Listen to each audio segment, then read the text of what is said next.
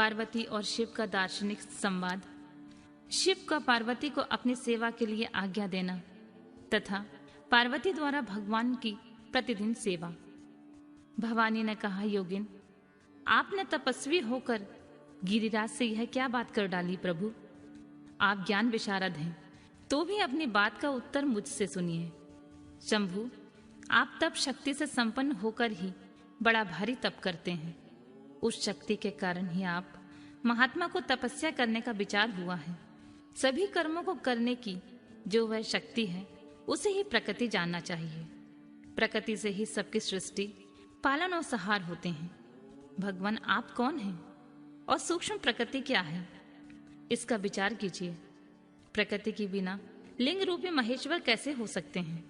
आप सदा प्राणियों के लिए जो अर्चनीय, वंदनीय और चिंतनीय हैं, वे प्रकृति के ही कारण हैं। इस बात को हृदय से विचार करके ही आपको जो कहना हो सब कहिए। ब्रह्मा जी कहते हैं, नारद, पार्वती के इस वचन को सुनकर महती लीला करने में लगे हुए प्रसन्नचित्त महेश्वर हंसते हुए बोले। महेश्वर ने कहा, मैं उत्कृष्ट तपस्या के द्वारा ही प्रकृति का नाश करता हूँ और तत्वतः प्रकृति रहित शंभु के रूप में ही स्थित होता हूँ। अतः सत्पुरुषों को कभी या कहीं प्रकृति का संग्रह नहीं करना चाहिए। लोकाचार से दूर और निर्विकार रहना चाहिए। नारद, जब शंभु ने लौकिक व्यवहार के अनुसार यह बात कही, तब काली मन ही मन हंसकर मधुर वाणी में बोली। काली ने कहा, कल्याणकारी प्रभु, योगिन, आपने जो बात कही है, क्या वह वाणी प्रकृति नहीं है? फिर आप उससे परे क्यों नहीं हो गए? क्यों प्रकृति का सहारा लेकर बोलने लगे? इन सब बातों को विचार करके तात्विक दृष्टि से जो यथार्थ बात हो, उसी को कहना चाहिए। यह सब कुछ सदा प्रकृति से बंधा हुआ है, इसलिए आपको ना तो बोलना चाहिए और ना कुछ करना चाहिए, क्योंकि कहना और करना सब व्यवहार प्राकृत ही है। आप अपनी बुद्धि से इसको समझिए। आप जो कुछ सुनते हैं, खाते हैं, देखते हैं और करते हैं, वह सब प्रकृति का ही कार्य है। झूठे वाद विवाद करना व्यर्थ है।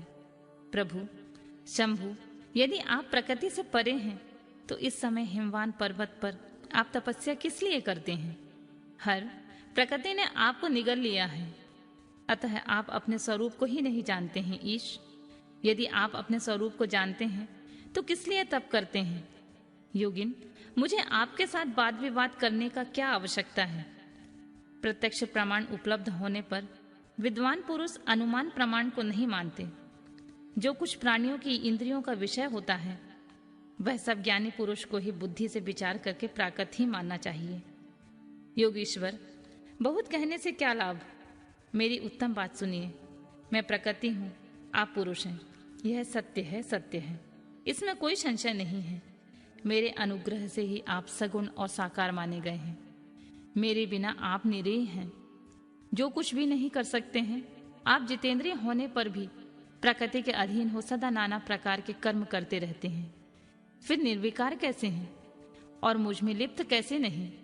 शंकर, यदि आप प्रकृति से परे हैं और यदि आपका यह कथन सत्य है, तो आपको मेरे समीप रहने पर भी डरना नहीं चाहिए। ब्रह्मा जी कहते हैं, पार्वती का यह सांख्य शास्त्र के अनुसार कहा हुआ वचन सुनकर भगवान शंकर वेदांत मत में स्थित होकर उनसे यूं बोले।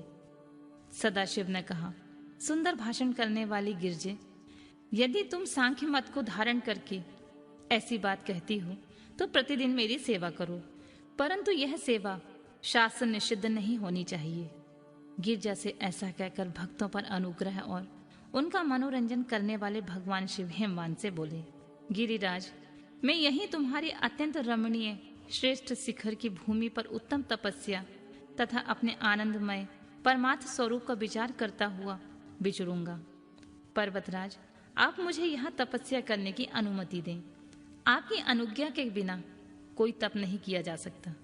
देवादिदेव शूलधारी भगवान शिव का यह कथन सुनकर हिमवान ने उन्हें प्रणाम करके कहा, महादेव, देवता, असुर और मनुष्यों सहित संपूर्ण जगत तो आपका ही है।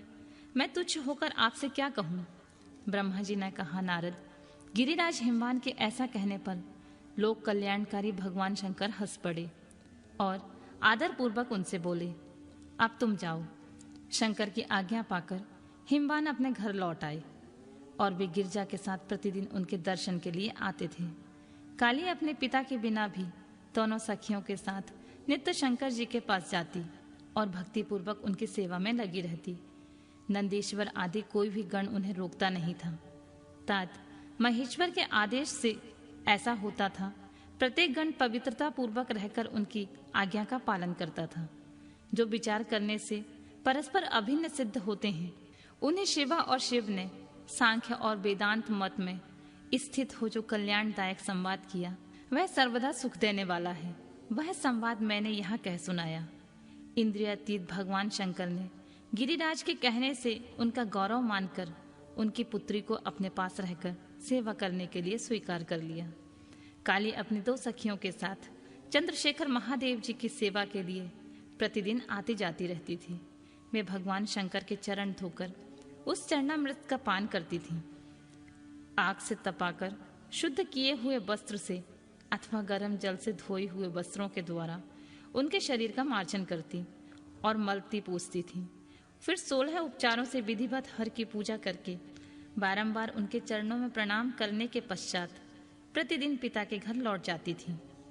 मुनि श्रेष्ठ, इस प्रकार ध्यान पारायण शंकर की सेवा में लगी हुई शिवा का महान समय व्यतीत हो गया। तो भी वे अपनी इंद्रियों को संयम में रखकर पूर्व व्रत उनकी सेवा करती रहीं।